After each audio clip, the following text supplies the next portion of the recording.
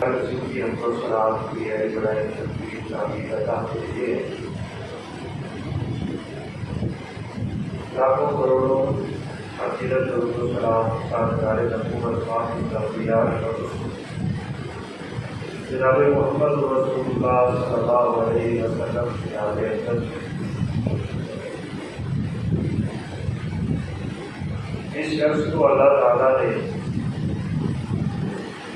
دین کا علم پڑھنے پڑھانے سیکھنے اور سکھانے کی توفیق دے دی. اس شخص سے بڑھ کے اس کائنات میں کوئی افضل انسان نہیں ہے.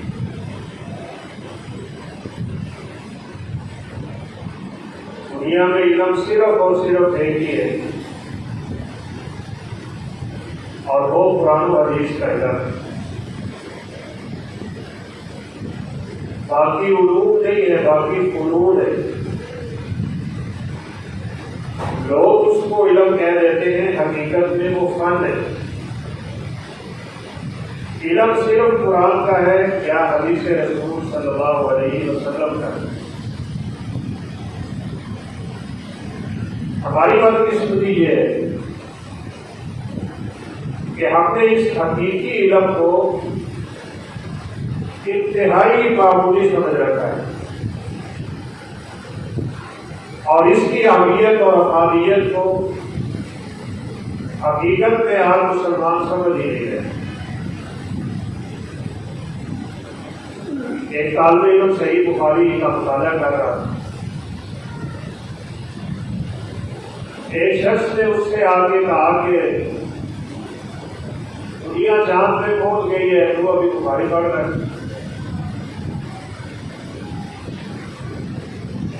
طالب علم نے جواب دیا کہ کون سا چاند؟ یہ چاند جو ہمیں نظر آتا ہے. سائنس نے تمہیں اس چاند تک پہنچایا ہے جو چاند نظر آ رہا ہے.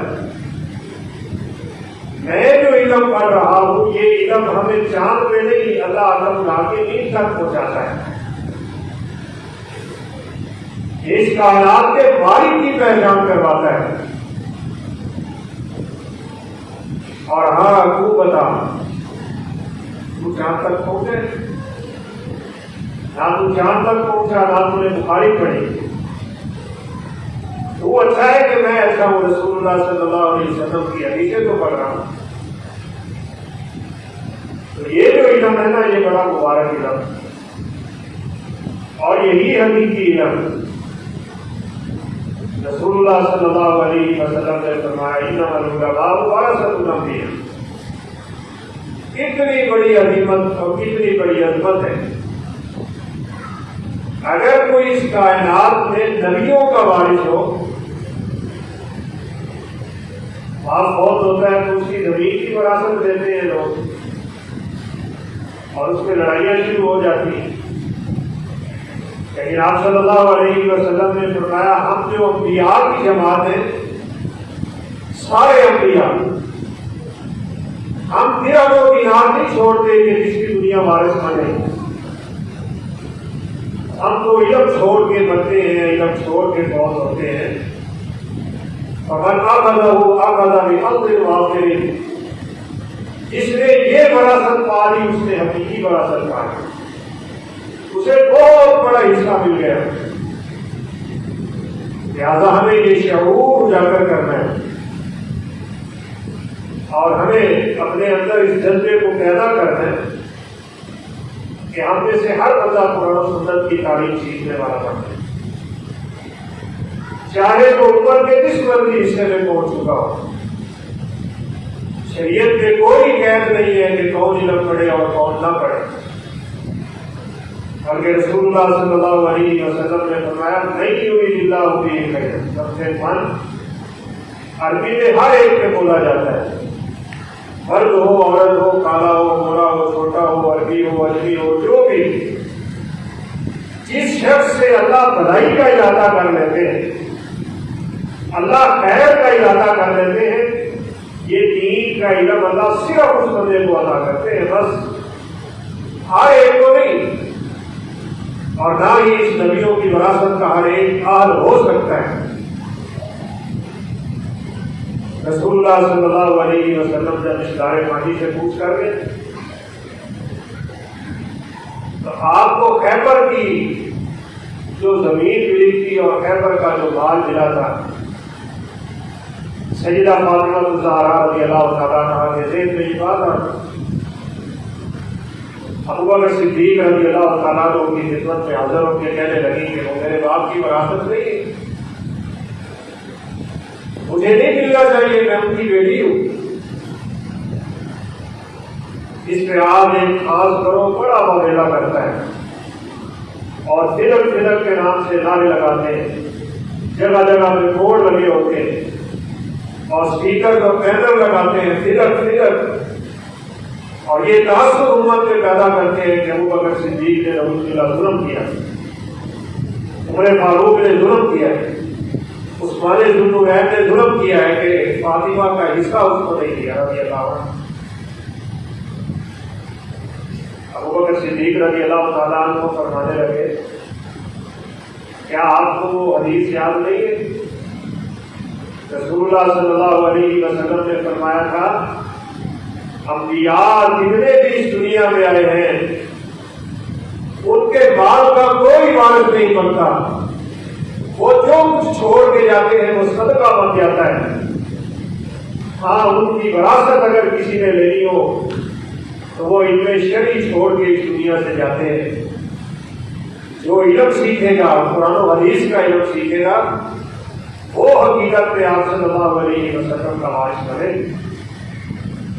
اس سے بڑی کیا بات ہے؟ آپ صلی اللہ علیہ وسلم نے فرمایا فضل العالم علی العابد کفضلی علی ادناکم۔ آج کا نوجوان اور آج کے والدین جو اپنے بچوں کو دین کی تعلیم پڑھاتے ہوئے جھجکتے اور آپ محسوس کرتے ہیں روز اللہ کہ میرا بیٹا مولوی بن جائے، آج ان کو یہ باتیں سمجھ آ جائیں۔ آپ صلی اللہ علیہ وسلم نے فرمایا ایک عالم کی فضیلت عبادت کرنے والے میں، عبادت آپ جانتے ہیں، حج بھی عبادت ہے، صدقہ بھی عبادت ہے، نفل بھی عبادت ہے، تہجد بھی عبادت ہے، صدقات و خیرات کی عبادتیں ہیں، حقوق الوالدین کی ادائیگی بہت بڑی عبادت ہے۔ پوری عبادتیں اس کی ایک طرف رکھ لو تو آپ صلی اللہ علیہ وسلم نے فرمایا اس عبادت کرنے والے میں ایک عالم کی اتنی فضیلت ہوتی ہے جیسے اس کائنات کے ادنا ترین انسان پہ میں محمد عربی صلی اللہ علیہ وسلم کی فضیلت ہے۔ آپ کی فضیلت تو انبیاء سے بھی افضل ہے، آپ ساری کائنات سے افضل ہے۔ آپ نے کیسی مثال دی، کیسی تشریح دی کہ اس دنیا کا سب سے ہلکا انسان جتنی میری اس کے اوپر فضیلت ہے اتنی اللہ حاکم الحاکمین کے ہاں علم سیکھنے والے اور سکھانے والے کی ایک عبادت گزارنے ہوتی۔ عبادت کرنے والے کو کیا پتا بیچارے کو کہ میں جب یہ عمل کروں گا تو مجھے ملے گا کیا، اس کی شروط کیا ہے، اس کی قیود کیا ہے، اس کا طریقہ کیا ہے، اس کے مسنون اعمال کون سے ہیں، اس کے فرائض کون سے ہیں، اس کی سنتیں کون سی ہیں، اس کے موجبات کون سے ہیں، اسے کیا علم ان باتوں۔ ایک شخص جب علم سیکھ کے عبادت کرتا ہے تو اس کی تھوڑی سی عبادت کی ساری رات کی عبادت گزار سے افضل ہو جاتی ہے۔ اس لیے سیدنا عبداللہ بن عباس رضی اللہ تعالیٰ عنہ کا اس طرح کا قول ملتا ہے کہ قرآن مجید کی چند آیات ان کو میں اچھی طرح سیکھ لوں، ان کا علم حاصل کر دوں، یہ مجھے پوری رات کی عبادت کرنے سے زیادہ پیسے ثواب اور پیسے اگر رکھتا ہے۔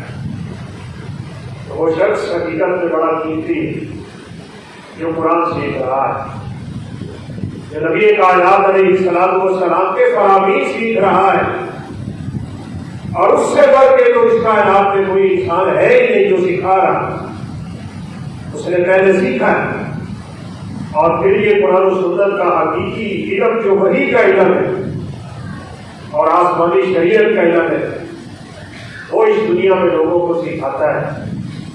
آپ صلی اللہ علیہ وسلم نے فرمایا میری امت کی علماء کی مثال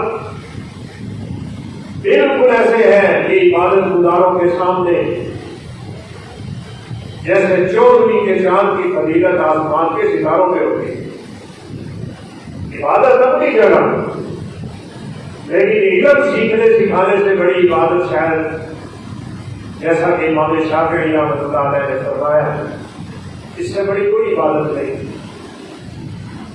اس لیے ایک صحابی کا بڑا مشہور قول ملتا ہے کن عالما او متعلما او سامعا، تین بندوں میں سے ایک بندے بن جاؤ بس، چوکا نہ بنو، یا تو علم سیکھنے والے بن جاؤ یا علم سکھانے والے بن جاؤ یا پھر علم کی باتیں سننے والے بن جاؤ۔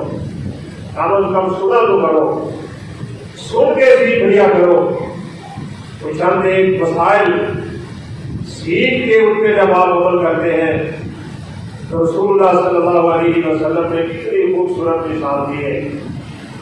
آپ صلی اللہ علیہ وسلم نے فرمایا جو شخص اپنے گھر سے اس نیت سے نکلتا ہے کہ میں آج مسجد میں جا کے دین کی دو باتیں سیکھ لوں گا، وہ چاہے خطبہ سنے، وہ درس سنے، وہ وعظ و نصیحت سنے، وہ ترجمے کی کلاس میں بیٹھ جائے، وہ درس حدیث میں بیٹھ جائے، ان چیزوں کو معمولی نہ سمجھا کرے۔ حقیقت میں تو یہی ہے کہ لوگ ان کی طرف توجہ کم کرتے، ہماری ساری کی ساری توجہ دنیا کی طرف چلی۔ بچوں کو ہم کتنے اہتمام سے سکول پڑھاتے ہیں، کتنے اہتمام سے ان کو سکول کی تعلیم دلواتے ہیں، وہاں تو بڑی بڑی فیسیں بھی ہم بھرتے ہیں، وہاں تو بچوں کے لیے ہم آنے جانے کے مسائل بھی سارے حل کرتے ہیں، لیکن اس تعلیم کی طرف دھیان نہیں رہ گیا۔ شاید اس کی وجہ یہی ہے ہمارے اندر اہمیت ختم ہو گئی، اس کی ابادیت نہ سمجھ سکے ہم، اور پھر اس کا قیامت کے دن اللہ اکرم الحاکمین کے یہاں جو مقام و مرتبہ ہے شاید ہم اس سے ناواقف رہ گئے۔ آپ صلی اللہ علیہ وسلم نے فرمایا جو شخص اپنے گھر سے اس نیت سے نکلتا ہے کہ میں نے آج مسجد میں جا کے کوئی ایک دو دین کے مسئلے سیکھ لینے ہیں، اللہ اکرم الحاکمین اس بندے کو حج مقبول کا ثواب نصیب فرماتے۔ اتنی بڑی عبادت آپ صلی اللہ علیہ وسلم کے پاس صحابہ کہاں سے علم سیکھنے کے لیے آتے تھے، اور یہ حقیقت میں تو دیکھا جائے تو یہ انبیاء کی سنت، اپنا گھر بار چھوڑ کے انسان دین کی تعلیم کے لیے نکل پڑے۔ موسیٰ علیہ السلام اس کی زندہ مثال ہے۔ مجلس میں تشریف فرما تھے تو کسی نے پوچھ لیا اس کائنات میں سب سے بڑا عالم کون ہے؟ تو سیدنا موسیٰ علیہ السلام کے ذہن میں یہ بات آئی کہ مجھ سے بڑا کون ہو سکتا ہے؟ میں اس وقت نبی اور انبیاء کو اللہ سب سے زیادہ علم دیتے ہیں، کہا اس وقت روئے زمین پہ سب سے بڑا عالم ہے۔ یہ بھی دعا کرے نا کہ اللہ اکرم الحاکمین ہمیں نئے سے بچائے۔ یہ انا اور نئے جو ہے نا یہ شیطانی کلمہ ہے۔ آج کل لوگوں کی زبانوں پہ عام اللہ تعالیٰ کو یہ بات پسند نہیں ہے۔ سیدنا موسیٰ علیہ السلام کو یہ کہنا چاہیے تھا کہ اللہ جانتے ہیں سب سے بڑا عالم کون ہے، اللہ ہی سب سے بڑا ہے۔ اللہ تعالیٰ نے فرمایا موسیٰ میرا ایک بندہ ہے پورا علاقے میں جہاں پہ دو سمندر ملتے ہیں وہاں رہتا ہے، اس کے پاس وہ علم ہے جو میرے پاس نہیں۔ بڑی قیمتی بات ہے، وقت کا نبی ہے، اللہ کا برگزیدہ ہے۔ جو بھی ان کلمات کا علم ہوا اس کائنات میں ایک ایسا انسان بھی ہے جس کے پاس وہ علم ہے جو میرے پاس نہیں۔ تو سیدنا موسیٰ علیہ السلام فرمانے لگے یا اللہ میں تیرے اس بندے کے پاس جا کے کیسے علم سیکھ سکتا ہوں؟ آج ہم ادھر ہی پیش کرتے رہ گئے، ہمارا یہ مسئلہ ہے، ہمارا یہ مسئلہ ہے۔ وقت کا نبی علم سیکھنے کے لیے نکل رہا ہے، اللہ تعالیٰ کی جگہ بتلا دی، اپنے ساتھی کو ساتھ لیا، فرمایا مچھلی رکھو تھیلے میں، جہاں زندہ ہو کے تھیلے سے نکل جائے گی وہاں اس بندے سے میری آپ کی اس کے ساتھ ملاقات ہو جائے گی۔ سفر کیا موسیٰ علیہ السلام نے، بڑا مشہور واقعہ ہے، سیدنا خضر علیہ السلام کی طرف سفر ہو رہا ہے۔ اور اتنی بات میں آپ کو بتا دوں، آپ کا بچہ مشقت سے نہ گزرے اور عالم بن جائے، مشقت سے نہ گزرے اور حافظ بن جائے، اسے تکلیف نہ پہنچے اور دین کا بہت بڑا داعی بن جائے، رب کعبہ کی قسم یہ نہیں ہو سکتا۔ انبیاء کی سنت ہے دین کے لیے تکلیفیں برداشت کرنا۔ نکلے موسیٰ علیہ السلام اور یہ عالم ہے، پیدل چلے جا رہے ہیں، اتنے تھک گئے کہ ایک جگہ پہ بیٹھ کے آرام کرنے لگے، مچھلی زندہ ہوئی اور نکل کے اسی جگہ پہ وہ سمندر میں چلے گئی۔ اللہ اکبر۔ دونوں بزرگ اٹھے، پھر سفر شروع کر کے پتہ نہیں آج لوگ اس علم کو بھی کیوں نہیں سمجھ رہے۔ نبیوں کو علم غیب ہے، بزرگوں کو علم غیب ہے، ولیوں کے پاس علم غیب ہے، ان کے کتے اور بلیوں کے پاس علم غیب ہے، لیکن نبی کو پتہ نہیں چل رہا کہ جس جگہ پہ ہم پہنچ گئے ہیں یہی جگہ ہے جہاں ملاقات ہونی۔ مچھلی زندہ ہو کے سمندر میں چلی گئی، لیکن دونوں بزرگوں نے سفر شروع کر دیا۔ اور اگر آپ مطالعہ کریں تو پتہ چلے گا کوئی ایک دن آدھا دن کا سفر کر دیا تھا۔ تو موسیٰ علیہ السلام نے فرمایا لاؤ کھانے کو، کچھ شدید بھوک لگی ہوئی ہے۔ جب پھیلا دیکھا تو مچھلی نہیں، وہ مچھلی تو اس جگہ پہ سمندر میں چلی گئی تھی جہاں آپ بیٹھے تھے۔ اللہ کے بندے وہی تو ہماری تلاش تھی، وہی تو ہماری منزل تھی۔ وبا ثانی شیطان الا الشیطان، کہا بس شیطان نے مجھے بلا دیا، میں نے آپ کو بتانا تھا۔ وہاں سے واپسی کا سفر ہو رہا ہے۔ جب وہاں پہنچے تو سیدنا خضر علیہ السلام وہاں بیٹھے، تو موسیٰ علیہ السلام کہنے لگے هل اتبعک علی ما تعلمنی مما علمت رشدا، آپ کو جو اللہ نے علم دیا ہے وہ علم آپ مجھے سکھائیں گے؟ خضر علیہ السلام فرمانے لگے کہ آپ کو صبر بڑا کرنا پڑے گا، اور مجھے لگتا ہے صبر ہوگا نہیں۔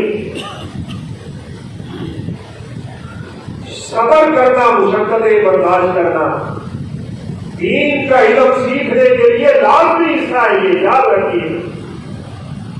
کیا کیا تھا سیدنا ابراہیم علیہ السلام؟ اللہ تعالیٰ نے نشاندہی کر دی کہ فلاں جگہ پہ بیت اللہ تھا، مل گیا ہے، اس کی بنیادیں ختم ہو گئی ہیں، اس کی تعمیر مسمار ہو گئی ہے۔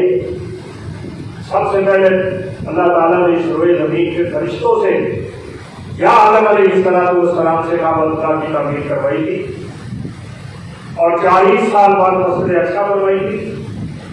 دونوں کی دوسری تعمیر سیدنا آدم علیہ السلام نے کی، لیکن نوح علیہ السلام کے زمانے میں طوفان آیا، سب کچھ ختم ہو۔ اب اللہ تعالیٰ نے بتا دیا وَإِذْ إِبْرَاهِيمَ مَكَانَ الْبَيْتِ، یہ باتیں میں اس لیے کر رہا ہوں، ہمارا دل نہیں کرتا بچوں کو گھر سے نکالو، ہمارے لاڈ کر کے تھکتی نہیں ہے، میری آنکھوں سے دور ہو گیا تو مجھے چین نہیں آئے گا، مجھے رات کو نیند نہیں آئے گی، مجھے سکون نہیں آئے گا۔ حقیقی سکون چاہیے تو اس عالمی سکون کو قربان کرنا پڑتا ہے، دھکے کھانا پڑتے ہیں، ایسے نہیں کسی دانے کے اوپر اللہ کا ملاقین کی طرف سے پھل لگ جاتا، بڑے دھکے کھاتا ہے وہ۔ مٹا دے اپنی ہستی کو اگر کچھ مرتبہ چاہیے، کہ دانا خاک میں مل کر مجھے گلزار ہوتا ہے، بڑے تکلیفیں برداشت کر کے نکلتا ہے اور پھر اپنے پھل دکھاتا ہے. ابراہیم علیہ السلام نے اپنے بیٹے کو لیا، شیر خوار بچہ جو 80-83 سال کے بعد ملا ہے، اور رو رو کے ہم سے مانگا ہے، اور اس لیے مانگا کہ تاکہ نبوت کا وارث بن جائے، اس علم دین کا، علم توحید کا وارث بن جائے. فرمایا جاؤ اس بچے کو وہاں چھوڑ دو، جہاں بیت اللہ تعمیر ہونا ہے اس بچے کو وہاں چھوڑ کے آؤ. آج تو یقین مانے آپ مدارس کا جا کے حال دیکھ لیں، تعلیم پیچھے ہوئے ہیں، اے سی لگے ہوئے ہیں، بڑے بڑے وی آئی پی ماحول بنے ہوئے ہیں، بچوں کو سہولتیں ہی سہولتیں. یہ پہلے کہاں تھا؟ صحابہ کرام کے دور میں کیا تھا؟ تابعین کے دور میں کیا تھا؟ ائمہ کے دور میں کیا تھا؟ ابو عبیدہ بن جراح رضی اللہ تعالیٰ عنہ کہتے ہیں کئی دن ہمارے یوں گزرتے تھے رب کے رستے میں. صحیح بخاری کی روایت ہے ہمیں درختوں کے پتے کھانے کے علاوہ اس دنیا میں کوئی چیز نہیں ملتی تھی جو ہم کھا رہے. پتے کھاتے تھے ہم. ہے ہم میں سے کوئی آج جس نے اللہ کے دین کے لیے پتے کھائے، اللہ کے دین کے لیے تکلیفیں برداشت کی؟ اور فرماتے ہیں جب ہم قضائے حاجت کرتے تھے تو ہماری قضائے حاجت کی یہ حالت ہوتی تھی جیسے بکری بیگڑیاں دیتی ہے. انسانی قضائے حاجت ختم ہو گئی تھی. آج ہمارا بچوں سے لاڈ اور پیار ہی ختم نہیں ہوتا، اور پھر جب بگڑ جاتے ہیں تو پھر کوئی صورت ہی نظر نہیں آتی. اور یہ بات تو میں نے پہلے بھی ایک دفعہ اشارے میں کہی ہوئی ہے، یہ تجربہ بھی ہے اور آپ کا بھی ہوگا. اگر آپ کے بچے گھر میں ہی رہے نا، ایک نہ ایک دن آپ کو پریشانی اٹھانا پڑے گی. دین کے لیے آپ نے بچے کو نہ نکالا، مسجد تک نہیں لے کے آتے، مدرسے تک نہیں لے کے جاتے. آج ایک الٹا ٹرینڈ بنا ہوا ہے، گاڑیوں کو لگاؤ گھروں میں آ کے بچوں کو پڑھائیں. یہاں سے بھی بڑا معاملہ بگڑا ہے. کبھی آپ نے دیکھا ہے کہ کنواں چل کے پیاسے کے پاس جا رہا؟ سرف صالحین کی روایتیں بدل گئی، اس لیے دین کی تعلیم کی افادیت بھی ختم ہو کے رہ گئی. وہاں تو نکلتے تھے وہ سالوں سال کے لیے. یہ گھر کو چھوڑنا بھی ایک دین کے سیکھنے کا بہت بڑا ذریعہ بن جاتا ہے. ہم چاہتے ہیں بھگتے بھی گھر رہے، بچہ کھانا بھی گھر کا کھائے، سہولتیں بھی گھر کی لے، اور دین کا بڑا اتنا مایا نال غالب بنے کہ لوگ اس کی طرف انگلیاں اٹھا کے اشارے کریں. یہ نہیں ہوگا، یاد رکھیے گا. اس کے لیے دھکے کھانا پڑتے ہیں، اس کے لیے مصیبتیں برداشت کرنا پڑتی ہیں، اس کے لیے بھوک پیاس برداشت کرنا پڑتی ہے، اس کے لیے تکلیفیں برداشت کرنا پڑتی ہیں. یہ رب کا قانون ہے.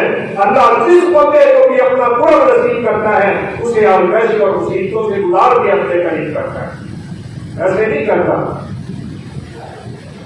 پکڑا بیٹے کو، کہا چلو. کہاں جا کے چھوڑا؟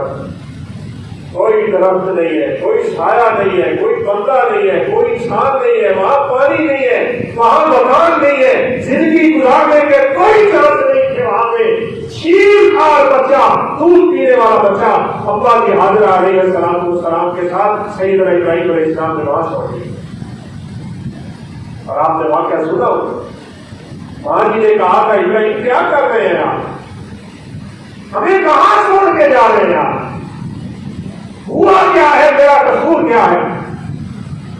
ایک رہنے کی جگہ ہے جہاں آپ مجھے چھوڑ کے جا رہے ہیں. بولتے ہی نہیں ابراہیم علیہ السلام. ایسے تو نہیں اللہ تعالیٰ نے خلیل اللہ کا رقم عطا کر. خلیل خلت سے ہے، اور خلت محبت کا وہ درجہ ہوتا ہے کہ اس کے علاوہ کائنات میں اللہ کسی کو دیتے ہی نہیں. نبی کریم صلی اللہ علیہ وسلم نے فرمایا اگر اللہ نے ابراہیم علیہ السلام کو خلیل نہ بنایا ہوتا تو اللہ مجھے اپنا خلیل بنا ہے. لیکن یہ شرف مجھے ملا ہے، انہی مصیبتوں سے گزر کے ملا ہے، اور انہی تکلیفوں کو برداشت کرنے کے بعد ملا ہے. اما جی آ کر میں کہنے لگی ابراہیم آپ کہیں اللہ کے حکم پہ تو نہیں ہمیں شہر چھوڑ کے جا رہے؟ تو فرمایا ہاں. بعض روایات میں صرف سر کا اشارہ کیا، ہاں اللہ کے حکم سے تمہیں یہاں چھوڑ کے جا رہا ہوں.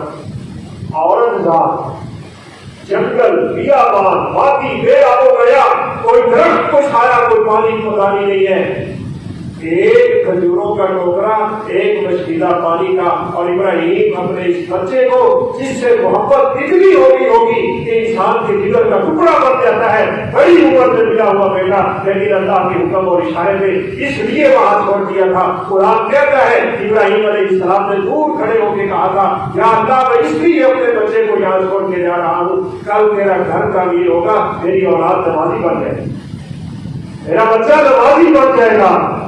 ہمیں فکر ہے اپنے بچوں کی، پڑھا کے انہیں دنیا کی تعلیم، اللہ کی قسم کلمے کا معنی نہیں آتا، لا الہ الا اللہ کی شرطیں نہیں آتی، مفہوم نہیں آتا، لا الہ کے تقاضے نہیں آتے، اس کلمہ توحید کے نواقض نہیں آتے کہ کون سا کام ہے جو انسان کر لے تو لا الہ الا اللہ ویسے ختم ہو جاتا ہے، دائرہ اسلام سے خارج ہو جاتا ہے۔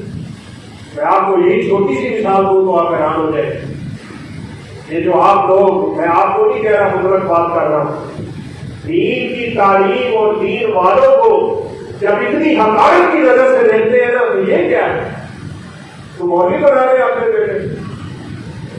اور ایک اللہ کا بندہ باقاعدہ دوسرے سے پوچھ رہا تھا کہ کیا کر رہا ہے آج کل تمہارا بیٹا؟ اس نے کہا ایک مدرسے میں میں نے داخل کرایا تھا، وہاں پہ قرآن پاک حفظ کر رہا تھا، 15-20 پارے اس کے ہو گئے، 2 سال ہو گئے، تو میں نے اب اس کو ایک اور ادارے میں داخل کرایا۔ وہ بتا آگے سے کیا کہتے ہیں، کہا اچھا تم پہلے 2 سالوں سے ضائع کرتے ہو، 2 سال اور ضائع کرو، یعنی قرآن پاک حفظ کروانے کو وہ وقت کا ضیاع کہہ رہا ہے۔ یہ ہے عقل کے دانش جو سمجھتے ہیں ہم بڑے عقل والے، سائنس پڑھنے سے ضائع نہیں ہوا، وہ یہ کیمسٹری وغیرہ پڑھنے سے ضائع نہیں ہوتا، وہ انگریزی پڑھنے سے ضائع نہیں ہوتا۔ کیا ملتا ہے آ کر میں دنیا میں 4 ٹکے جو تم سمجھے رہے کہ استاد اور ٹیچر لگ جاتے ہو، کوئی پروفیسر لگ جاتا ہے اور کوئی انجینئر لگ جاتا ہے، دنیا کما کے تم کیا سمجھتے ہو ترقی پالی اور کیا آخرت میں ہم کامیاب ہو جائیں؟ یہ تو آنکھ کھلے کی تو سمجھ آئے گی نا بات، ہیرے کون ہیں اور پٹی میں لکھے ہوئے لوگ کون ہیں، یہ رب کے سامنے جا کے پتا چلے گا جہاں اللہ اپنے بندوں کو وہ کچھ دے رہا ہوگا۔ آپ اندازہ تو کریں، حافظ قرآن نہیں، حافظ قرآن کے والدین کی یہ بات ہے کہ قیامت کے دن جب ان کو اللہ اپنی شایان رحمتیں نوازے گا اور انہیں نعمتیں عطا کرے گا اور حافظ کے والدین پہ راضی ہوگا اور ان کے سروں پہ تاج ایسا رکھے گا کہ جس تار کی روشنی کے سامنے سورج کی روشنی مان پڑ جائے گی، اس وقت لوگ اشارے کر کے پوچھیں گے کیا وہ انبیاء میں تھے، کیا وہ نبی تشریف فرما ہے، یا اولیاء ہے، یا شہداء ہے، یا صالحین ہے، یہ صدیقین کی جماعت بیٹھی ہے سامنے، تو وہ جواب یہ ملے گا کہ حافظ قرآن کے والدین بیٹھے، جس کی وجہ سے والدین کو اتنا مقام مل رہا ہے اس کا اپنا کتنا مقام ہوگا، سوچو تو صحیح۔ قیامت کا دن اور لاٹھیوں کا دن، انسان کی نفسا نفسی کا دن، یہاں تو چھاتی سے لگایا ہوا ماں نے اپنے بیٹے کو وہاں بھول جائے گی، دودھ پلانے والی اپنے دودھ پیتے بچے کو بھول جائے گی، رشتے سب ختم ہو جائیں گے، دوستیاں سب ختم ہو جائیں گی، محبتیں سب ختم ہو جائیں گی، نفسا نفسی کا عالم ہوگا۔ لیکن حافظ کو کیا مسئلہ ہے؟ اللہ اکبر، اللہ کا العالمین جب کھڑا کریں گے نا سامنے، ایک فرشتوں کی لائن ہے اور فرشتے بھی ہم جانتے ہیں بڑی تعداد میں، نہ جانے حشر کا میدان جب سجے گا تو ہوگا کیا، اس کے حالات کو ہم بیان کرنے سے بھی قاصر ہے نا، یہ گرمی ہو اور چند ہزار کا مجمع ہو تو لگ پتا جاتا ہے، اس دن تو کمرے کھڑے گی اور آدم سے لے کے آخری شخص تک کے سارے لوگ نکل کے باہر کھڑے ہوں گے اور گرمی اپنے پورے روپ پہ ہوگی اور اپنی پیداواریوں کا پسینہ انسان کو خود اپنے پسینے میں گرم کیے جا رہا ہوگا، اور وہاں کیا ہو رہا ہے، فرشتوں کی جماعت اتر رہی ہے، آسمان پھٹا ہے، وہ بادل بنا ہے، اللہ نازل ہوئے ہیں، احکم العالمین جیسے اس کو حضور شان شایان ہے، فرشتے کھڑے ہیں، ان فرشتوں میں سے جو کائنات میں اللہ نے سب سے افضل فرشتے بنائے ہیں، جبریل امین، میکائیل، اسرافیل، اور جن فرشتوں کے تذکرے خاص و خاص حدیثوں میں آ گئے ان کی الگ لائن لگی ہوگی۔ مقرب ترین فرشتے یہ سب الگ کھڑے ہوں گے، عام فرشتے الگ کھڑے ہوں گے، نیک لوگوں کی الگ صفیں ہوگی، پدوں کی الگ صفیں ہوگی، وَامْتَازُوا الْيَوْمَ أَيُّهَا الْمُجْرِمُونَ آواز لگ جائے گی اور مجرموں علیحدہ ہو جاؤ۔ نیک لوگوں کے ساتھ آج تمہیں کھڑے ہونے کی اجازت نہیں ہے۔ صفیں بنی ہوئی ہیں، لوگ صفوں میں کھڑے ہیں، پسینوں میں شرابور ہے، نفسا نفسی کا عالم ہے، ہر ایک کو اپنی پڑی ہوئی ہے، ہر ایک کی زبان پہ ربی نفسی نفسی کے کلمات ہے۔ اس وقت حافظ کے ساتھ کیا معاملہ ہوگا؟ اللہ اکرم الحاکمین حافظ کو یہ آواز دیں گے۔ آپ نے فرمایا الماہر بالقرآن والصابر بالکرام البررہ، اللہ حافظ کو آواز دے کے کہیں گے تو لوگوں کی صف سے نکل اور میرے ان فرشتوں کی صف میں آ جا جو فرشتے اس کائنات میں میرے سب سے مقرب اور افضل بنائے گے۔ میرا بڑا مقام ہے اور مجھے لگتا ہے اللہ کبھی بیشی معاف فرمائے، جنت میں کوئی عمل نہیں جانے والا، عمل سارے یہاں رہ جائیں گے، کیونکہ جنت عمل کی جگہ نہیں ہے۔ یہ نقطہ آپ کو سمجھ آ جانا چاہیے۔ جنت میں ہم نماز نہیں پڑھیں گے، جنت میں ہم روزہ نہیں رکھیں گے، جنت میں ہم صدقہ نہیں کریں گے۔ کس کو صدقہ دینا ہے؟ ہر جنتی دوسرے جنتی سے افضل بنا بیٹھا ہے، ضرورت کیا ہے؟ وہاں کوئی عمل نہیں ہے، عمل دنیا میں وہاں بدلا ہے، لیکن قرآن جنت میں ساتھ جائے گا۔ یہ بڑی عجیب شان ہے۔ یہ عمل قرآن کی تلاوت کا جنت میں ختم نہیں ہوگا، اور اللہ وہاں اس کو کہیں گے اقرا ورتقی ورتل کما کنت ترتل فی الدنیا۔ ہاں آج یہ قرآن وہاں بھی تیرے ساتھ تھا، یہ قبر میں بھی تیرے ساتھ تھا، یہ حشر میں بھی تیرے ساتھ تھا، یہ جشر میں بھی تیرے ساتھ تھا، یہ میزان کے وقت بھی تیرے ساتھ تھا، یہ ترازو میں بھی تیرے ساتھ تھا، یہ جنت میں بھی تیرے ساتھ ہے۔ یہ تیرا عمل قرآن پڑھنے والا بھی ختم نہیں ہوا، سارے عمل ختم ہو گئے۔ اذا مات الانسان انقطع عمله، آپ نے فرمایا مرتے ہی انسان کے عمل ختم ہو گئے، لیکن قرآن کا عمل ختم کبھی بھی نہیں ہوا۔ جنت میں داخل ہو کے بھی اللہ حافظ کو کہیں گے پڑھ لے، جیسے تو دنیا میں ٹھہر ٹھہر کے اور آرام سے پڑھتا تھا، پڑھتا جا اور جنت کے مقام طے کرتا جا، جنت کی سیڑھیاں کرتا جا، جہاں بنداس کی سیڑھیاں ہے کہ ساری جنت میں تیرے نام کر۔ ایسی شان، اس لیے سیدہ عائشہ صدیقہ طاہرہ مطہرہ رضی اللہ تعالیٰ عنہ فرمایا کرتی تھی کہ مجھے لگتا یوں ہے کہ جنت کے اتنے درجے اللہ نے بنا چھوڑے ہیں جتنی قرآن کی ایتیں بنائی ہوئی، حافظ سب سے اعلیٰ درجے میں بیٹھا ہو اور کھڑا ہے نبیوں کے ساتھ اور صدیقین کے ساتھ۔ تو بھائیو اس دین کی تعلیم کو معمولی نہ سمجھو، اس کو حقیر نہ سمجھو، صرف ذہن کا کھانا بدلنے کی ضرورت ہے۔ آج تک ہم نے کوئی مولوی بھوکا مرتے نہیں دیکھا، اور نہ ہی یقیناً آپ نے دیکھا ہوگا، بلکہ ہم جیسے لوگ تو ویسے بدنام ہوتے ہیں کہ مولوی کھاتے بڑھے، کھا کے بڑھ سکتا ہے، بھوکا نہیں بڑھے گا۔ ان کا رزق تو اللہ اکرم الحاکمین نے کہاں لکھا ہوا ہے۔ آپ حدیث سنیں گے تو آپ حیران رہ جائیں گے، کوئی کائنات میں ایسا تو کیلکولیشن کرنے والا ہے جو پورے سمندروں کی مچھلیوں کو گن لے؟ سوال ہی پیدا نہیں ہوتا۔ لاکھ لاکھ گھنٹے دے جاتی ہے مچھلی، صرف ایک مخلوق کی طرف میں اشارہ کر رہا ہوں تاکہ ہمیں بات سمجھ آ جائے۔ آپ صلی اللہ علیہ وسلم نے فرمایا جو شخص لوگوں کو دین کی بات سکھاتا ہے، دین پڑھاتا ہے، دین کا داعی ہے، دین کی خدمت کرنے والا ہے، وہ قرآن کا قاری ہے، وہ قرآن کا حافظ ہے، وہ قرآن کا مدرس ہے، وہ حدیث پڑھانے والا ہے، وہ لوگوں کو خطبے دینے والا ہے، وہ لوگوں کو درس دینے والا ہے، لوگوں کو دین کی راہ پہ چلانے والا ہے۔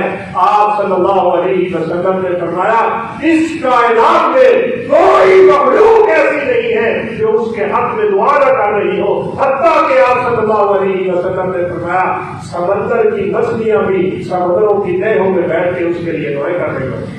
اس کو کیا فکر ہے؟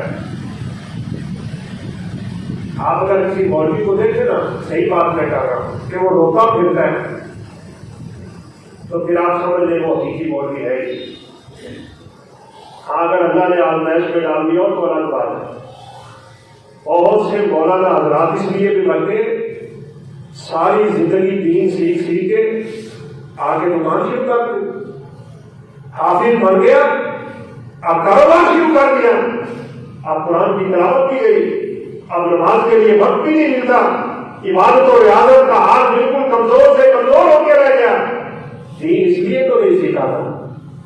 اللہ رب العالمین نے تو اس کے ذریعے عزتیں عطا کرنی ہے. ان اللہ یرفع بہذا الکتاب اقواما، اللہ اس کتاب کے ذریعے لوگوں کو بلند کرتا ہے، بھائی بلند کرتا ہے. دنیا میں بھی اللہ عزتیں دیتے ہیں. عمر فاروق رضی اللہ تعالیٰ نے کسی جگہ پہ گئے اور پوچھا کہ یہاں کا گورنر کون بناؤں؟ کہا سالم. سالم غلام، منڈیوں میں بکنے والا انسان، اس کو بنایا ہوا ہے. کہا ہاں کیوں؟ کہا وہ آپ سے قرآن ہے. کہا یہ قرآن ہے، اس کی شان ہے، اس کو اس علاقے کا ہم نے گورنر بنایا ہوا ہے. عمر فاروق رضی اللہ تعالیٰ کو یہ حدیث یاد آ گئی تھی کہ اللہ اس کتاب کے ذریعے بڑی عزتیں ادا کرتا ہے. اور یہ تو رب کعبہ کی قسم ہے، دنیا کی عزت کوئی عزت نہیں. یہ سب حقارت کی چیزیں ہیں، ضلالت کی چیزیں ہیں. آج بھی تماشا ہے، 4 دن کا مسئلہ ہے. یہ تو یوں بنتی ہے نیچے سے اوپر، اوپر سے نیچے، بڑے بڑے تب سے اٹھے اور جیل میں چلے گئے، پھانسی کے پھندے پہ لٹک گئے، اور اللہ نے کسی کو اٹھا کے بادشاہی اور تخت پہ بٹھا دیا. یہ دنیا تو کچھ بھی نہیں ہے. حقیقی عزت تو تب ملے گی جب یہ حافظ اور قاری اور عالم اور دین کا دائی اور خدمتگار اور دین سیکھنے سکھانے والا اپنے رب کے سامنے کھڑا ہو کے اپنے اعمال کا اجر اللہ سے لے رہا. قرآن سایہ بن کے اس کے اوپر کھڑا ہے. تو دین کی تعلیم کو آپ معمولی نہ سمجھیں. اور وقت ختم ہو گیا، حدیث یاد کر لیں، سمجھ لیں. رسول اللہ صلی اللہ علیہ وسلم نے فرمایا ہے لوگوں ایک وقت ایسا آنے والا ہے، یہ دین کا علم اٹھ جائے گا. دین کا علم اٹھ جائے گا. کسی کو سمجھ نہیں رہ جائے گی نماز کیا ہوتی ہے، روزہ کیا ہوتا ہے، زکوٰۃ کسے کہتے ہیں، حج کسے کہتے ہیں. یہ اشارہ کیا جائے گا کہ فلاں جگہ پہ ایک بڑی لمبی عمر کا کوئی شخص ہے، وہ لا الہ الا اللہ پڑھتا ہے. وہ بھی کہیں گے کہ ہم نے اپنے دادا کو دیکھا تھا پڑھتے ہوئے تو ہم بھی پڑھتے ہیں، پتہ نہیں یہ ہے کیا. ایسے فتنے آنے والے ہیں اس دنیا میں کہ دین کی یہ حالت ہو جائے گی، لوگوں کو نماز روزے کا پتہ ہی نہیں رہ جائے گا. تو قبل اس کے کہ وہ حالات پڑھنے تو ہیں، آنے تو ہیں. اپنے بچوں کو دین سکھائیں، آپ خود دین سیکھیں. جس مرضی عمر کے حصے میں آپ پہنچ گئے ہیں قرآن سیکھیں. نبی صلی اللہ علیہ وسلم نے فرمایا بہت سے لوگ ہوتے ہیں ان کو جب کہا جاتا ہے تو وہ کہتے ہیں جی اب تو میرے لفظ بھی نہیں نکلتے، قاری صاحب وہیں پڑھانے نے میرے کو نکلتی نہیں، قاری صاحب پتہ نہیں کیسے مشکل لفظ بولتے ہیں، مجھ سے تو ادا نہیں ہوتے. تو آپ صلی اللہ علیہ وسلم نے فرمایا الذی یقرأ القرآن ویتدبر فیہ وہو شاق علیہ فلہ اجران. اللہ رب العالمین تو انسان کی نیت کو دیکھنے والے ہیں نا. فرمایا جس کو قرآن پڑھتے ہوئے مشقت ہوتی ہے اور لفظ اٹک اٹک کے نکلتے ہیں نا، اللہ اس کو ہر حرف کے بدلے 2 گنا نصیب فرماتے ہیں. تو یہ نہ آپ سمجھیں. مجھے یاد ہے میں بڑا عرصہ پہلے کی مثال دی تھی، بات ختم کرتا ہوں. میں نے اس استاد محترم سے قرآن مجید حفظ کیا. محترم قاری اشرف صاحب نام کو بلا رہے ہیں، بندوں کی کہتے ہیں. تو وہ فرماتے تھے کہ کراچی میں ایک بزرگ کوئی 80 سال کی عمر کے، وہ آ کے میرے پاس رویا کرتے تھے کاش میں حافظ بن جاتا، کاش میں قرآن سیکھ جاتا، میرے والدین نے مجھے قرآن نہ سکھایا. بڑا روتے تھے. استاد جی فرمایا کرتے کہ اس کا رونا دیکھ کے نا کہ یہ دل سے روتا ہے. میں نے کہا بزرگوں اللہ انسان کی محنت کی قدر کرتا ہے، کوشش کی قدر کرتا ہے۔ آپ بھی شروع کر دیں۔ آپ سن کے حیران ہوں گے، استاد جی فرماتے ہیں 80 سال کی عمر میں وہ قرآن حفظ کر گیا تھا۔ ہم باتیں بناتے وہ بھائی کام کم ترجمہ تو پڑھ لو، چلو حفظ کرنا تو بہت مشکل ہے نا، ترجمہ پڑھ لو۔ یہ پچھلے دنوں ایک انڈیا کے شخص کا میں قریب سن رہا تھا تو وہ کوئی ڈاکٹر ٹائپ بھی بن رہا تھا، لیکن مجھے اس کی بات بڑی زبردست لگی۔ اس نے کہا یہ جو ہم قرآن پڑھتے ہیں بس ایسے ہی تو میں کر پڑھی جائیں، اس کا پڑھنا ثواب ضرور ہے لیکن یہ مقصد نہیں ہے۔ اس نے کہا خوبصورت مثال سے میں یہ بات سمجھا دیتا ہوں، قرآن شفا ہے اور نزل من القرآن ما هو شفا، ہر چیز کے لیے شفا ہے۔ تو کہا اگر آپ کو کوئی شخص ایک ایسی کتاب دے دیتا ہے جس کتاب کے بیماریوں کے نسخے لکھے ہوئے ہیں کہ 100 اتنے لے لو، فلاں چیز اتنی لے لو، فلاں چیز اتنی لے لو، اور پھر اس نسخے کو یوں کر کے بناؤ اور پھر اس کو استعمال کرو، تمہیں فاقہ مل جائے گا۔ کیا خیال ہے اگر وہ شخص نسخوں کو ہی رٹے لگاتا ہے، 100 اتنے لے لو، چینی اتنی لے لو، گوڑ اتنا لے لو، اور بنائے نہ استعمال نہ کرے، کیا اس کو بیماری سے شفا مل جائے گی؟ یہی آزما ہے۔ اوپر سے دیکھ کے پڑھ رہے ہیں، ہمیں کیا کہہ رہا ہے، ہمیں کیا کرنا ہے، ہمیں کیا نہیں کرنا، ہمیں کس چیز سے بچنا ہے، قرآن ہمیں کیا کہہ رہا ہے، قرآن ہم سے کیا مطالبہ کر رہا ہے، پتہ ہی کوئی۔ ہم ٹائم ہی نہیں دیتے۔ آج تو اتنی سہولتیں اللہ کی قسم آپ کے موبائل میں ترجمے کا قرآن ہے، آپ کو اتنی اپلیکیشنیں آ چکی ہیں پلے اسٹور پہ، جس کا مرضی ترجمہ آپ لے لیں، ایک پروگرام میں 10 لوگوں کے ترجمے موجود ہیں، لیکن ہمارے پاس وقت نہیں رہ گیا، ہم دنیا کے دھندوں میں کھو کے رہ گئے۔ اس لیے ضرورت ہے، اس وقت بڑی ضرورت ہے دین کی تعلیم کی طرف ہمیں پڑھ لینا چاہیے۔ آج تو اللہ کے فضل سے اداروں میں سکول کی تعلیم کی ہے، بچے آرام سے BA MA تک بھی پہنچ جاتے ہیں، اور پھر اللہ نے دونوں علوم سے یعنی یہ عنایت فرما دیتا ہے، عالم بھی ہے اور اللہ نے دنیا بھی دے دی ہوتی۔ تو دنیا تو بہرحال مقصد ہوتا ہی نہیں ہے دین کی تعلیم سیکھنے کا، اس کا اصل مقصد تو وہ ہے جو اللہ کا بلا کے قیامت کے دن دیں گے۔ میری اللہ سے دعا ہے اللہ ہمارے دلوں میں اس دینی تعلیم کی اہمیت کو اجاگر فرمائے، ہم اس کی افادیت و ضرورت کو اچھی طرح سمجھیں، اپنی اولادوں کو ہم اپنے لیے یہ دین کی تعلیم سکھا کے صدقہ جاریہ بنا لیں، اور قیامت کے دن ذخیرہ آخرت بنا لیں کہ یہ بچے قیامت کے دن اللہ کے سامنے ہماری سفارش کر لیں، اور اللہ ان کی سفارش قبول کر کے ہمیں جنت کا داخلہ دے دے۔ وآخر دعوانا